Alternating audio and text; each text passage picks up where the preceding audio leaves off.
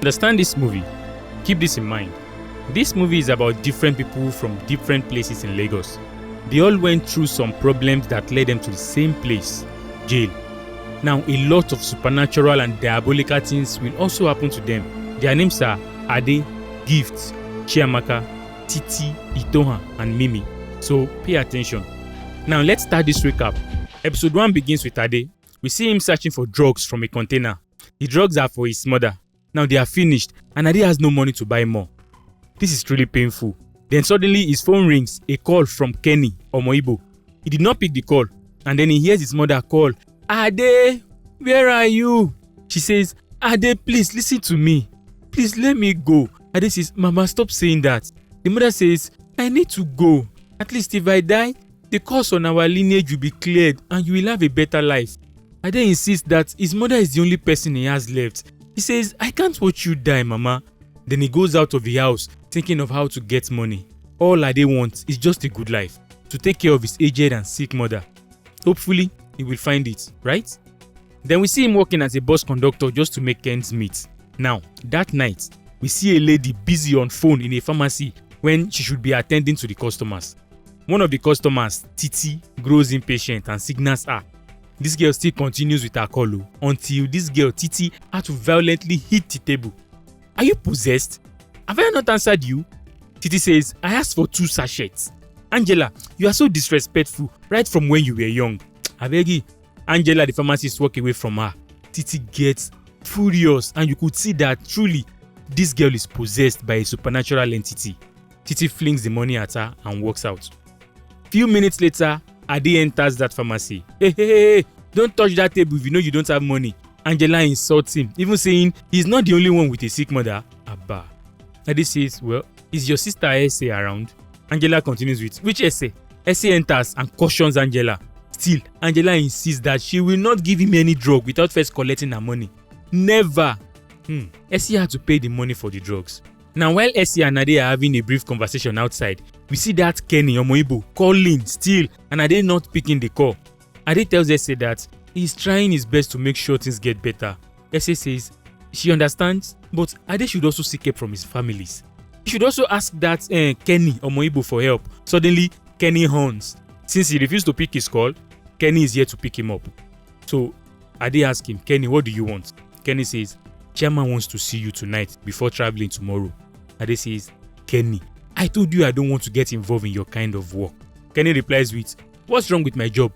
All my families are okay, none of them are sick. And Ade gets angry. He says, sorry. I don't mean to mock you.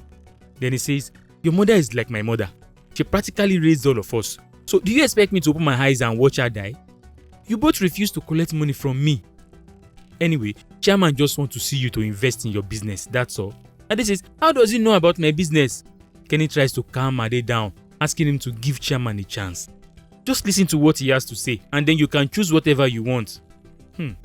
Alright, now let's go and meet Chairman. But before then, quick disclaimer, this recap is for educational purposes only. Inside Life is produced and directed by Clarence. This recap is not meant to replace the full movie, neither should it stop you from watching the full movie on Netflix. Also, this recap contains heavy spoilers. To our new viewers, please consider subscribing and turn on the notification icon. Hi, this is Sam. Welcome to the Film Village. So, on their way to see Chairman, Ade could not stop thinking about his mother begging him to let her die and rest. She is tired of life. Now they arrive at Chairman's abode. As soon as they enter, we see Ade watching the news while Kenny has moved on. See, Ade, we are not here to watch TV. Come on, let's go. Kenny informs Chairman that Ade is here. Good, you can have your seat. Chairman is currently having a meeting with a woman, his schoolmate from their younger days. Her name is Simbiat. Chairman asks her, Simbi, what's the name of that your boyfriend back in school? She says, Ekene. Chairman bursts into laughter. Ekene. Ekene is so lazy. Chairman begins to narrate a story about Ekene to his goons watching them eat, telling them how some guys went to attack Ekene and Simbi. Ekene ran away, leaving only Simbi. Could you believe that Simbi faced 4 guys? She single-handedly fought 4 guys off. This Elijah-looking Simbi is that bold. Interesting. Never look down on Simbi. Now, Simbi asked Chairman not to mock Ekene. Ekene is now living large in the US. In fact, he is a lawyer there now and is representing the American government. Check Facebook now. The chairman did, and to his surprise, Ekene is indeed a big man. Alright. Why are we here? Elijah Simbi says, Ebenezer, time is running late. My kids and husband are waiting. Chairman says, okay, what's up? Simbi says, I heard you've been collecting money and giving it to the second area commander while lying to me that you've never collected any money.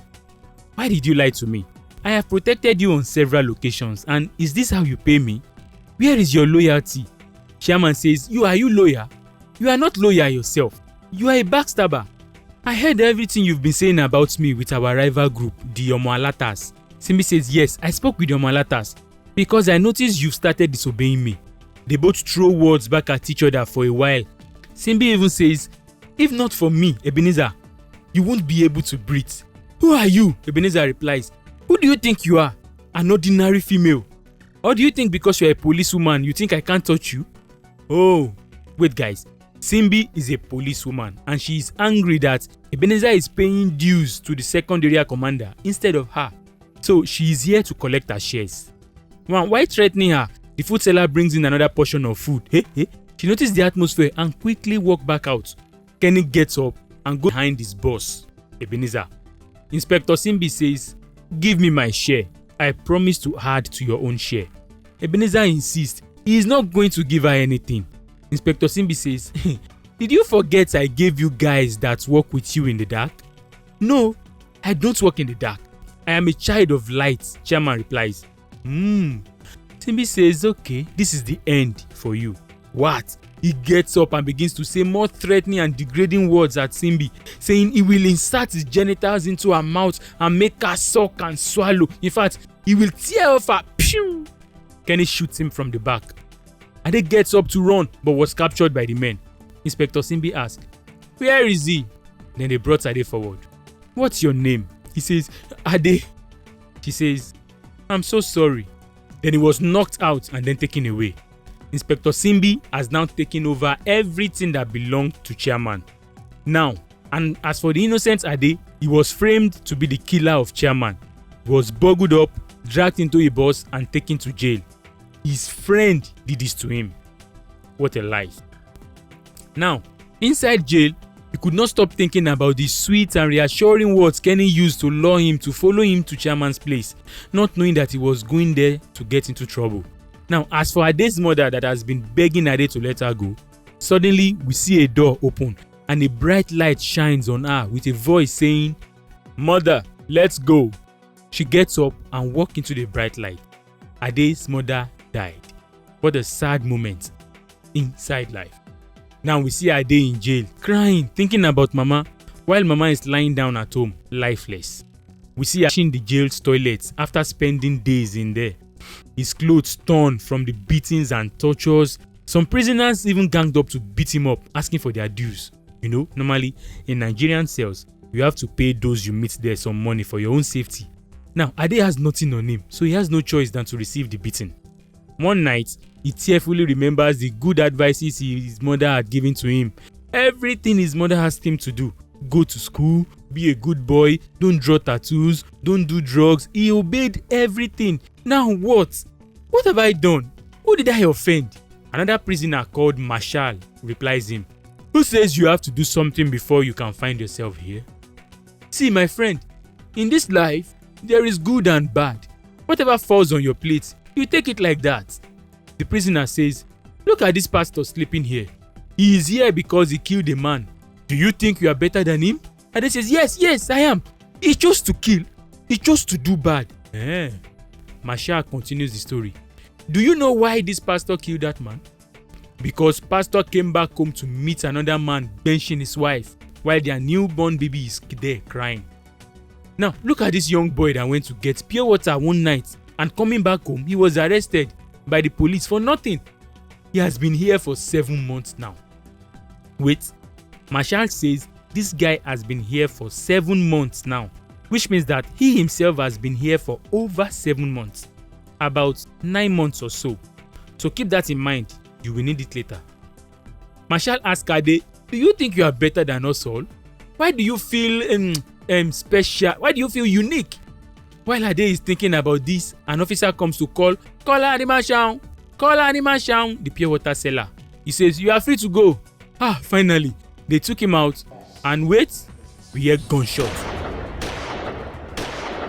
The guy has been killed, just like that. Yay! Ade puts his hand on his head. He is in big trouble. Inside life, my goodness. Episode 1 ends here. Now, episode 2 begins by taking us back 9 months earlier in that same prison cell, before Ade was framed or any other person was brought into that cell. The thing is that everything about Ade, Ese, the chairman that was killed, possessed Titi that is angry at the pharmacist that you watched in episode 1 has not happened yet. In fact, from now on, anything you watch are things that happened 9 months, 21 days before Ade and Ese and Titi's story. But now, let us start with this 9 months ago. There was only one prisoner, Marshal. A police officer approached him trying to threaten him. He says, "Hey you, they call you tough guy, eh? In here, we are the one with power. There is nothing you can do here." Marshal was just staring at the police with a straight, angry face. The young police officer kept talking when Marshal claps his hand. See the terror that went through the police officer's body. Obviously, Marshal fears no one. Then the policeman quickly left. Now in the female cell opposite Marshal's own, one female prisoner says, "One day, they will kill this guy." Another one replies her, "See, no one can kill death. Marshal is the first child of death. Someone that watched as his boys raped his mother and then killed her in front of him. It was that anger that made him attack the cabal of those guys, and he single-handedly killed their leader and 4 of his boys. He is now a monster and no longer a human." That was the day people realized that he is the son of a witch. In fact, he brought himself to the station so as to be arrested. So my dear, he is not scared of death. The other female prisoner says, "Hey, it's enough. Stop with these scary stories." Now, inside the female cell, they ask the newcomers there, "Hey, what brought you here?" She says, I am innocent. The lady says, "We are all innocent, please." Now, there is another girl in there soaked in blood. They ask her, "What brought you here?" She answered in Edo language, "I killed my mother." Eh? What did she say? She said she killed her mother. Now, our story begins. But hold on, guys. Remember, episode 1 is about Ade. Episode 2 is about this lady, Itohan. And episode 3, 4, and 5 will be about different other people. Now let us see how and why Itohan is in jail. Itohan says her mother is a useless woman because she knows about everything that happened to her. Repeatedly, she was raped. No matter how hard she tried to escape, the abuse continued over and over. Translate now. The translator says, she said her father rapes her every time and her mother said nothing about it. We see the mother scolding her, telling her nothing in this life comes free. "But mommy, I am your child. You have to bear it." Wait, guys. Let us hear why her mother allowed all this to happen to Itohan. The mother narrates her own part of the story. She says her husband was so much in love with her. They were living well without any problem until one day he just got up and ran away, abandoning her with these 2 girls. Who does that? And few days later, his family came to beat her up. She almost lost her life. Why? She did nothing. She's a good woman. She endured all this and continued her good life. And that's why God gave her another husband. A good man who now takes care of both her and her 2 children. Weren't you there when your father threw out our loads? Who took us in and is taking care of us till now? Is it not this man? This man has been caring for us. Now, are you not a woman? This woman keeps calling herself a good woman because this man is helping her. That is why she's allowing him. Itohan says, "But I am your child. Bear it. Inside life. One day, we see Itohan and her sister playing in their rooms when their stepfather returns. Their mother calls them. "Where are these children? Oh, can't you hear your father is back? Itohan, I am going to serve him food." Now we see the father, and guess what? This man is also a police officer. Now, while serving him, he begins to stare at Mimi's breast. Itohan walks in and, "Oh, no. You can't do this to my sister." The mother enters, collects the food to serve it herself. Itohan calls her younger sister. "Mimi, go to your room." The stepfather says to the mother, this girl is now ripe. What? Now in their room, Mimi says to Itohan that she hates their mother. Why? Because she lets him do all these things to you. Mimi says, I know you are trying to run away. Take me with you. Then they embrace. Now that night, Itohan wakes up to go and pee. Their stepfather is busy drinking. In fact, drunk. He staggered into the room where only Mimi is now in bed. He goes straight to raise up her clothes and begin to touch her buttocks. Itohan enters, sees him. All that rushed through her mind was what she had gone through. Now, will he do this thing to young Mimi too? She screams and jumped on him. He hits her head on the wall. Mimi gets up and stabbed him on the neck and he died. What? Mommy must never know. What are they going to do? The only solution is for them to get a knife and stab their own mother to death. After that, he ran away. Itohan sends Mimi away to meet her friend Titi so she can take the blame for the killing. Remember, at this point, Titi is not yet possessed. That will be 9 months later. Now, after telling her story, another girl, Gift, says, wait, your sister's name is Mimi? Yes. She's short? Yes. Fair like me? Yes. I think I know her. Where? The police banged on the door before she could tell Itohan where Mimi is. So it's you? You killed 3 FT men all by yourself? Gift says, no, I am innocent. They dragged Gift out of the cell. Chamaka, what did you tell them? They took Gift out and the next thing we hear is gunshot. The same thing that was done to that innocent pure water guy in episode 1. Now, the other girl, Chiamaka, was thrown back into the cell. With so much evil and anger in her eyes, she has lied on Gift. And she turns to them. What are you looking at? I will kill all of you here. Hey! Episode 2 ends. Guys, before we continue, I want to beg you to please like this video and subscribe to this channel so others can find it easily. Remember, this recap is for educational purposes only. Inside Live is produced and directed by Clarence and it is currently showing on Netflix. Hi, this is Sam. Welcome back to the Film Village. Episode 1 was for Ade, 2 was for Itohan and Mimi, and 3 is now about Gift. Now episode 3 starts by showing us Gift covering her ears. The gunshot we heard earlier was just to scare her into talking. They did not kill her. So Inspector Simbi enters. Remember Inspector Simbi? She is the one that will later kill Chairman and frame Ade in 9 months' time. So she enters. My darling, it's better for you to start talking. Now, everything that brought Gift into this cell happened 21 days ago. So, let's hear her own story. We see her wake up as usual to recite her morning prayers. She goes to fetch water before cleaning the house for cooking. She's an aspiring actor. We see her headshot pictures and modeling pictures that she sends to those that may want to give her movie roles or music videos. Now while picking beans, her auntie comes out to join her. Oh nye. Gift replies, no Auntie Rachel, go back to bed. You know your sickness is as a result of you being stressed. I know things aren't rosy for us now, You try to make sure we have food to eat, but if anything happens to you, I don't have anyone to run to. You are the only one I have, so go back and rest. Alright dear, please hurry up and go for your audition. Now Gift has an audition to attend that day. Hopefully, if they pick her, she will eventually make it in life. Yes, inside life. Now she finished cooking and served Auntie Rachel. Let me hurry and take my bath so I won't miss the audition. No wahala. Gift head to the toilet. Rachel's phone rings and it's a message from her father trying to borrow money.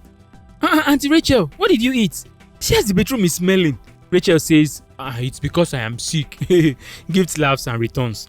Now from the chat, we see that Rachel's dad is trying to blackmail Rachel. He wants her to give him money so that he will continue to keep quiet and not leak the secrets to Gift that Auntie Rachel is actually not her auntie, but her mother, and that she doesn't know who the father is. What? So Rachel says she's not scared about the blackmail. See, leave us alone and face your new family. She then drops the phone. Now we see Gift practicing how she will handle her audition. Hi, my name is Gift Okafor. I am 23 years old and so on, blah blah. Her mother begins to praise her, telling her to make sure she gets the role. Suddenly, Gift's phone rings, and guess from who? Yes, it's her grandpa that's pretending to be her father. He's asking to borrow 50,000 naira from this poor girl. Now, before leaving, Gift checks Auntie Rachel's BP and then begins to complain. Why would this man not leave us alone? He killed our mother. and leave us to start another family. Is he trying to kill us too? Guys, you see, Gift actually thinks Rachel and that the man calling is their father and that their mother is late. Whereas the truth is that Rachel is actually her mother. The man calling is her grandfather, Rachel's father. Rachel keeps asking her not to bother herself with him. Gift says she is tired. And then they hear the landlord arguing with another tenant for house rent. They have not paid their own rent too, so it will come to them next. Gift says, Auntie, don't worry. Before next week, I will have money and I will pay back. She quickly snuck out of the house to return the blood pressure checker to her neighbor, Nurse Ese. Remember Ese, Ade's friend? Now you see where these people's lives are beginning to connect. Now, Ese asks her to talk to her mother to reduce her stress. She says she will, she's trying. While they are talking, another neighbor, Titi, and guess who is with Titi? Mimi, the girl that killed her father. Now, this is the second time Gift will see Mimi. That is why she told Itohan in the cell that she knows Mimi. Now, as she was leaving for the audition, the landlord stopped her and began to ask her out again. Stop running with these guys. Let me take care of you. Gift says, sorry, I can't give you what you're asking for. It's okay. Better have my house rent then. Gift says, no problem. Next week she will pay up. Now, on her way to the audition, we see her pass by Ade's house to board the bus. This means that they live in the same neighborhood. Now, inside the bus, we see the conductor collecting money from them. Now, guess who the conductor is? Yes, Ade. Keep in mind that this is 9 months, 21 days before Ade was arrested. So she gets to her bus stop, collects her change from the conductor, Ade, then continued on her journey looking for the location to the audition place. Come, this place is becoming farther inside from the public area. Well, she is desperate now. When she finally finds the place, inside there is a chair already set up, a camera, and everything. Sit down, says the voice of a man. Then she sits. State your name, age, phone number to the camera. Gift is nervous. She clears her throat and answered all their questions. Now we see the man asking her, tell us where you see yourself in the next 10 years. The camera slowly moves to show us someone wearing a ring glowing red. The ring glowed very bright and Gift begins to choke. Another man covers her nose and mouth until she passes out. By the time she wakes up, she finds herself locked up in a room. She hears voices of other girls crying terribly outside. Gift has been kidnapped. The audition is just a front they use to kidnap girls. So they brought the crying girl back inside with her clothes torn. Obviously, she has been raped and beaten. The man turns to Gift. Hello? Hey, come here. I say come here. He was about to go to Gift when another guy calls him. Jaspi, hey, come, they are calling you. Gift and another girl quickly rush to assist the crying girl, and then, after some time, Gift falls asleep. Jaspi is now back to torment. Wakes up only to receive a deafening slap. They carried her out and then took turns to rape her. Her mother, Rachel, is home crying, praying, begging God to protect her child and bring her home safely. As for Gift, well, she's already been served her own platter inside life. When they were done with her, they brought another kidnapped girl in, Mimi. Gift recognizes her immediately. Mimi, she calls out. So, how did they kidnap Mimi? And Titi did not know about it. Well, remember, episode 3 is about Gifts and it ends here. While episode 4 about Mimi and Titi begins by taking us back to Mimi's story to show us how Mimi ends up in this dungeon. Remember that after she and her sister killed their father, Itohan asked her to run to go and meet her friend Titi and tell her who she is. After she left her sister, she roamed the street for a while before finally arriving at Titi's house. Mimi gets to the door and knocked. Gift's door. This is the first time Gift is meeting Titi. Who are you looking for? Then she hears her name, Mimi. She sees Titi calling her from another room. So she entered and explained all that happened to Titi. This is actually shocking for Titi. Keep in mind that Titi is not possessed at this point, so there is nothing she can do to help Mimi spiritually, only to take care of her as a sister. Now, days later, Mimi has not yet gathered the strength to even eat. She is being tormented by the flashback of what she did to her parents. One day, Titi served Mimi food before going out and told her to make sure she eats it before she returns. Mimi falls asleep, only to wake up to a man standing beside her again. In shock, she says, "Who are you?" He says, My name is Oga Chike. I am the owner of this building. I can enter at any time. Get out! Mimi begins to scream and throw things at him. Get out! Get out! The landlord runs out. That night, Titi returns to find the food still there, untouched. She asks Mimi to get up and eat, that they have something to discuss. After a while, we see them outside discussing. Titi asks her to look ahead. What can you see? Mimi says, I see houses. No, look again. Mimi says, I see houses and water and the sky. Titi says, see, we all have eyes, but we see differently. While you see water, road and houses, I see a very big opportunity. Opportunity that can take you to the right path ahead or send you through a different path entirely. What happened to you, Mimi, has happened. Look ahead for a brighter future. Titi then informed Mimi that she saw Itohan today. Where? She said, I saw her in jail where they are preparing to take her to maximum prison. Titi says, it's over for your sister Itohan. Mimi begins to cry. Stop it, Mimi. Stop it, Mimi. Itohan sent you here to live your life. She sacrificed herself for you. What you can do is to survive and stay on the right lane. You hear me? Mimi continues to cry, blaming herself for pushing her dear sister Itohan into this. Now that night, while Titi was sleeping, Mimi enters, sits down, and had a deep thought about everything Titi told her. Now she is ready to move on with her life.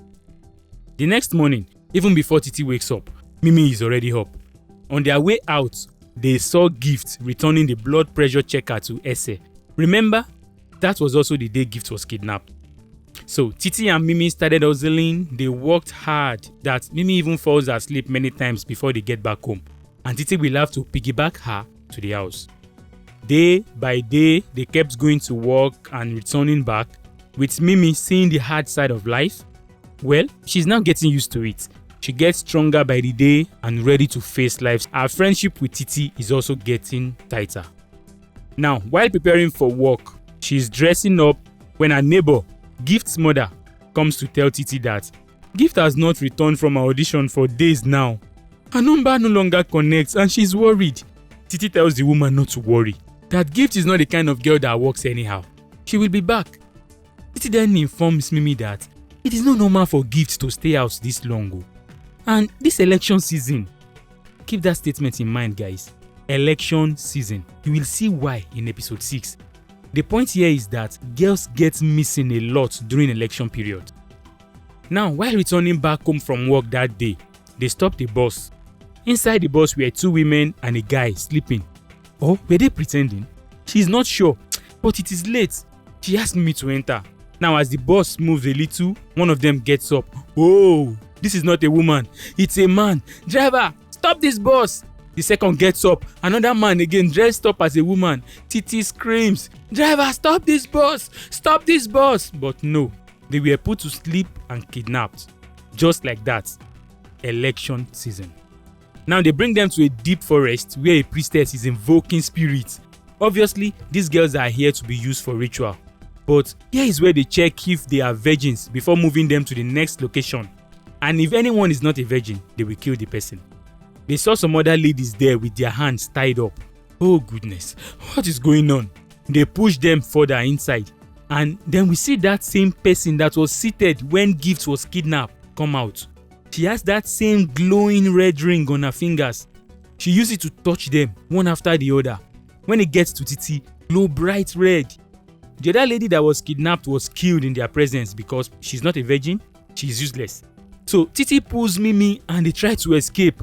The men did not even chase after them. They were like, where do they think they are running to self? In this forest. So Titi and Mimi run.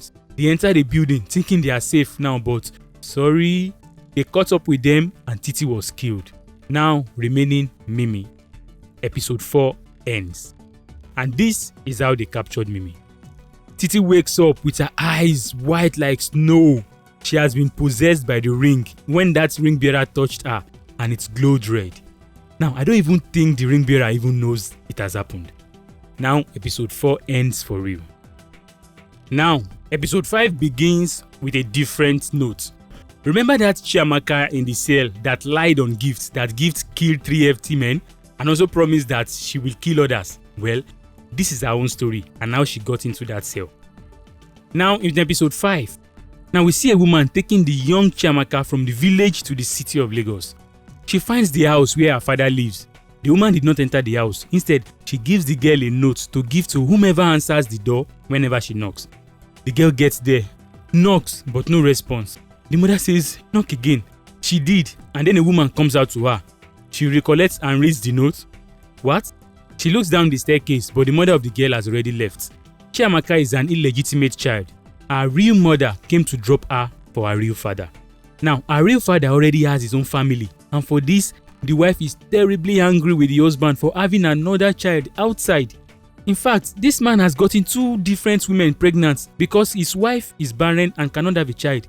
So he brought the first child, the wife accepts that one. Now another child, and he is asking her to forgive and accept her again. Wait, how many more are still coming safe? The woman asks him. See, take her back to her mother. The man says no, he cannot take her back. She is his flesh and blood. He keeps begging the wife to please forgive. The wife says she may accept her, but she will never forgive him. The young Chiamaka goes into the room to sleep, but the first thing the other child, Juliana, said to her is, I hate you, and then throws her a pillow for her to sleep on the cold floor. This woke Chiamaka so much and repeatedly that even if the father asked her what is wrong, Chiamaka could not tell him, or else there will be more beating after. Whenever the man leaves, the woman gives her loads of clothes to wash.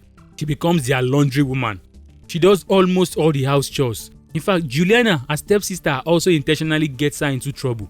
If her father gives her money before traveling, the mother collects them from her. Over and over, she endures the abuse and insults and beatings with scars growing on her body day by day. Despite that, Chamaka lived with them. Now she's grown up and things are not as they used to be for her father. He is no longer financially okay. The mother accused Chiamaka of being the cause of their misfortune since she entered that house. The father says, Chiamaka is not the cause. See, we spent a lot on Juliana for her to make her exams, but she is still not making it. You stopped Chiamaka from going to school. They are not even spending on her education, so she is not the cause. One day, Juliana tells the mother that she is suspecting Chiamaka to be a thief. What did you see? He says, nothing, no. I'm just saying. Then Chiamaka enters. Good morning, ma. I am going to work. The mother asks if she has done the house chores. Chamaka says yes, she has. Okay. Juliana, go and check if she has truly done all the chores. Juliana goes only to return that, Mama, we don't have any water in the house. Chamaka was surprised, but she fetched water already. She took the bucket and rushed to the tap only to meet a long queue. See someone going to work. She had to call her boss at work that she wouldn't be able to come to work anymore that day since she's already late. She now joined the queue. Back and forth, Chiama fetched water until the drum is filled. That's a lot inside life. Later, we see their mother about to serve their father food, but before then, she added a drop of something into it. Chiamaka caught her, but kept quiet. Later, we see Chiamaka confronting Juliana for using the water she kept in the bathroom to bathe. Juliana says, even pushing her. What? Chiamaka shoves her back and begins to beat her up. The mother rushes in, but this time, unlike other days, Chiamaka flares at her, proving she is no longer scared of this woman.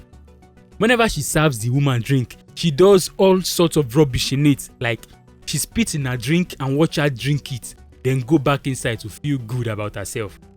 Juliana enters. Chiamaka, is something wrong with your brain? What of the water mother asks? Juliana slaps her, and then, by the power bestowed upon Chiamaka, she prepared a beating before Juliana. She maketh her lie down on the bed for the whooping of her life. She restored her senses. While trying to get in, the father developed stroke and begins to vomit blood. Remember, the wife had been gradually poisoning his food. So even on his sick bed, this woman still keep poisoning this man and then serve it to him. Now, why is she killing him? Well, listen. The woman says she has consulted the pastor and she was told that Chiamaka is the cause of this man's illness. They should bring her to the church for deliverance. The father says, leave this poor girl alone. The woman says, I can't watch her kill my husband. I must take her for deliverance. By the way, we have to pay the doctor and there is no money. We need to start selling our properties and land. And if you don't tell me where the properties are, I will do all I can to pay back our debts. Well, she did.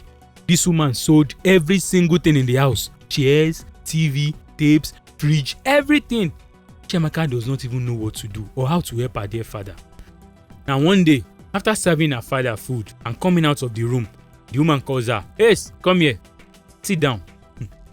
I know you have convinced yourself that I'm a bad person and your father is a good person, right?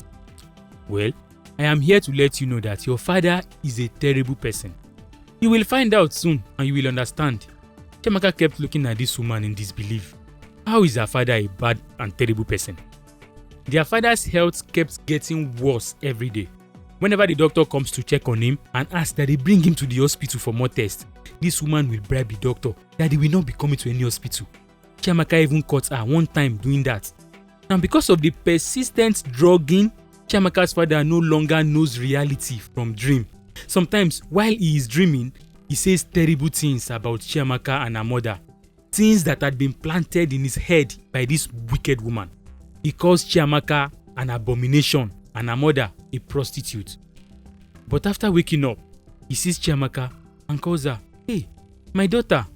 Chiamaka has already heard him call her an abomination, so it's too late to fix. Lights out. Later that day, her stepmother returns from work only to meet Chiamaka sitting on the floor crying. She rushes to check on her husband. Then we see her rush out to sit in front of Chiamaka in shock. What's wrong? Her husband is dead. She begins to wail and call for help. The husband was buried and people came to console her. As they were consoling her, she runs to the room. All she is concerned about is the document to his properties. Unfortunately for her, Chiamaka already has it. Is this what you are looking for? Hey, give me right now. Shameless woman. You couldn't even let your husband's body get cold before you start searching. I don't blame you. I blame my mother that dumped me here. You are a terrible person. A witch. Henceforth, there is nothing connecting us. She did not give her the document before walking away. The stepmother then picks her phone and made a call. Hello? We see Chamaka entering her room, packing up her load to move out of the house. Now, coming out of her room, she was greeted by that evil woman with the glowing ring. She is here to pick up Chamaka. The woman commands her and Chamaka falls fainting. Episode 5 ends here after showing us that it is the stepmother that invited that evil woman to come and carry Chamaka. That woman is also a witch. Now, in the final episode, where all their story will be coming together as one, we see Chiamaka now in the same dungeon where we last saw Gift and Mimi. She was being used as a plaything by the many guys there. They were pushing her here and there. Suddenly, we hear a deafening silence. The ring bearer is here. Chiamaka keeps begging, "What did I do? Please, what did I do?" The woman says, "I know, my child, I know." Then she flicks the ring at her and Chiamaka faints. She asks them to clean her up and then lock her. Now they throw Chiamaka into a different room from Mimi and Gift.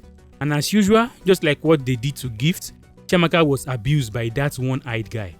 One of the guys said, "Queen Madam will be angry if she finds out that we are sleeping with these girls and they are no longer virgins." The other guy answers, "Don't worry. We only enter through the back, not the front. So they are still virgins." Okay. As they were discussing, one of the girls that had long been kidnapped and now working for them is eavesdropping. We don't know her name, but it is obvious she is tired of this life too. She's the one that helps the ring bearer to take blood that they use, and let's just call her a kidnapped messenger. The eavesdropper enters and sees the ring no longer glowing red, but green. The girl currently sleeping with the queen says that the ring has chosen her, and if she is able to get the ring from her finger, she will become the next queen. In the dark room where the queen's power is regularly renewed and where she sleeps with those virgin girls, sometimes she takes off her rings. Now the ring called and that eavesdropper answered. She was able to get the ring. Now she is the new ring bearer and queen. The former queen was taken out for losing the ring and then banished. The severance ritual was carried out and the old queen was killed. The new queen raised her hand and everybody bows to her. As the new queen, her hair was also shaved off. Now, where does this evil ring come from?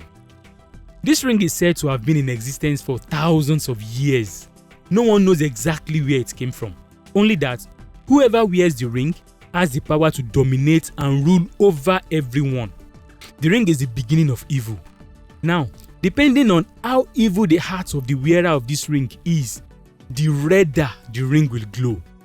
The ring is also said to have 4 different colors. It turns green whenever it is time to choose a new ring bearer.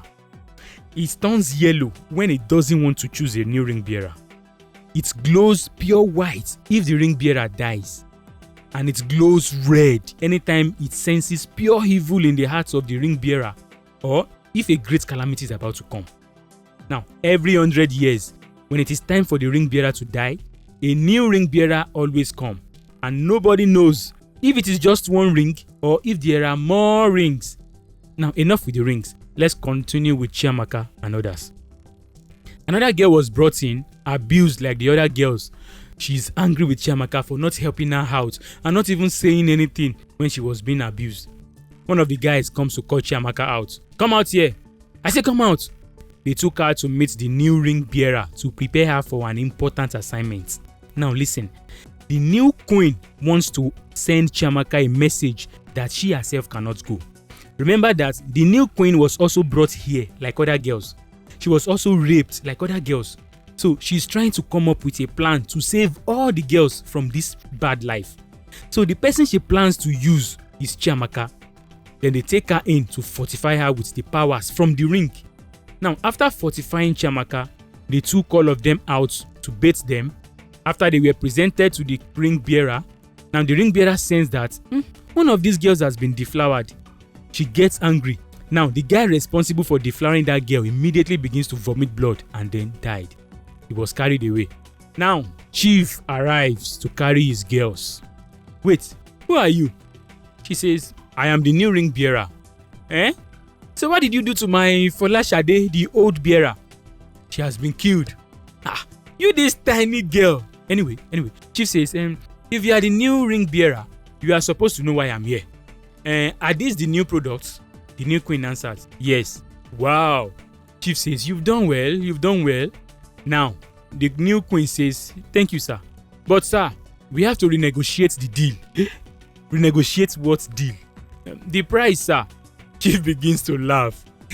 Look at this small girl. You think too much of yourself because you have a ring on you. Now you think you are a tiger. You don't know that I am the tiger whisperer. The chief invokes his own ring. The chief has another ring that has power over our own ring. The chief has the master ring. The ring bearer begins to beg for her life, and then the chief released her. Guys, take them out. As they are about to take them out, the new queen says they should leave Mimi, that she is still underage. Okay, no problem. Leave the small one for now.